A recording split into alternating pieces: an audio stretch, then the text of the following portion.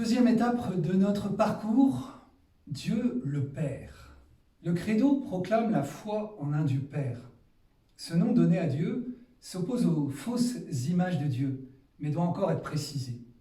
La grande différence entre le Dieu biblique et l'image de Dieu dans d'autres religions tient en ceci. Dieu s'y fait proche de l'homme. Il se tourne vers lui avec un amour prévenant. Il s'engage à son côté à ses risques et périls pour sauver, guérir, relever. Il entre dans notre histoire. Autrement dit, le Dieu biblique se révèle un Dieu personnel avec qui l'on peut entrer en relation et qui s'intéresse à l'homme. Les images de Dieu dans les autres religions témoignent à leur façon que l'homme cherche Dieu, tandis que la Bible témoigne que Dieu cherche l'homme et se révèle. Il se révèle en sauvant.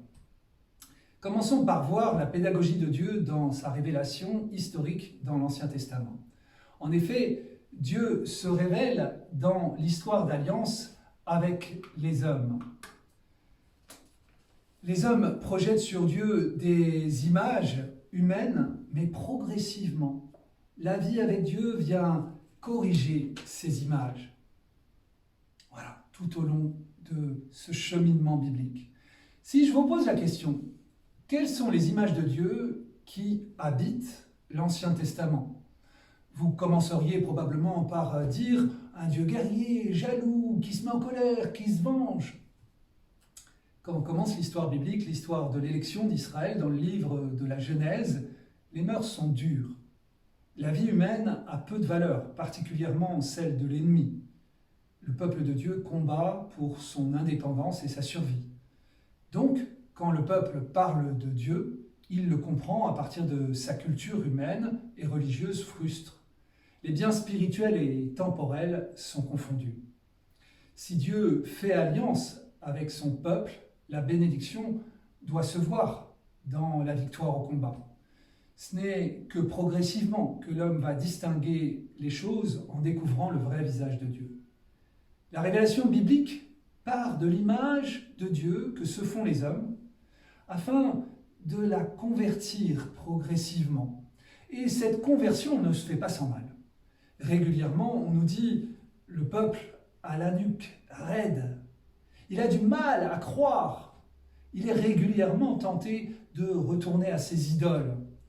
Quand nous lisons la Bible, nous nous mettons à l'école de cette pédagogie de Dieu pour nous amener à découvrir le Dieu de Jésus-Christ. C'est progressivement que les images de Dieu se purifient de leurs aspects trop humains. C'est Dieu lui-même qui va convertir l'image de Dieu qu'a l'homme. Alors, quels sont les grands attributs bibliques de Dieu que l'on découvre dans l'Ancien Testament? Tout d'abord, un Dieu qui aime les hommes et veut les sauver. Dieu se manifeste dans la Bible par son souci pour son peuple et son engagement pour le sauver. Il se manifeste aussi comme le Dieu qui cherche l'homme depuis le commencement. Où es-tu? Même s'il demeure le transcendant et le tout autre. Oui, souvenons-nous de cette question posée à Adam. Adam, où es-tu? Et puis Jésus, rencontrant ses disciples, que cherchez-vous? Un Dieu qui aime les hommes et veut les sauver. Un Dieu ami de l'homme. Comme on trouve dans l'Exode, le Seigneur conversait avec Moïse face à face, comme un homme converse avec un ami. Exode 33, verset 11. Un Dieu amoureux. Cet amour est à la fois maternel, conjugal et paternel. Même s'il y a un anthropomorphisme dans ces expressions, elles disent quelque chose de juste de l'amour de Dieu par analogie. L'amour de Dieu dépasse nos catégories. Il peut être à la fois père, mère, ami, époux.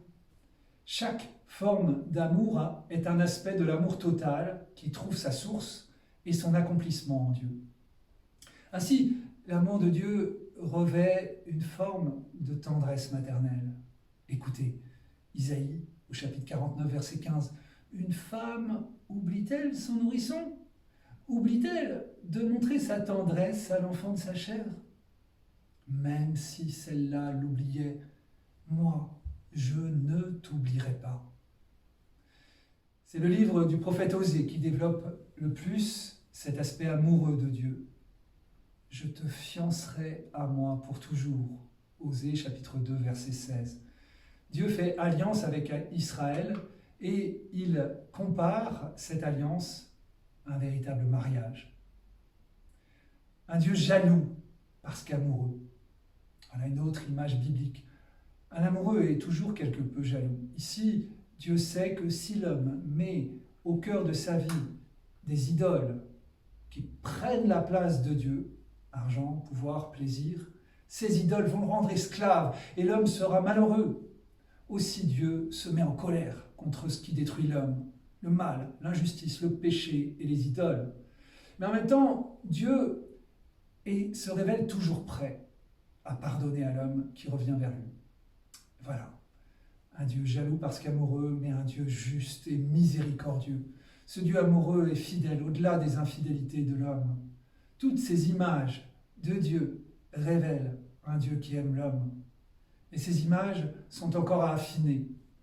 C'est ce que Jésus va accomplir, lui qui est la parfaite image de Dieu, sa pleine révélation, comme le dit l'évangéliste Saint Jean dans au chapitre 14, verset 9, « Qui me voit, voit le Père », dit Jésus à Philippe.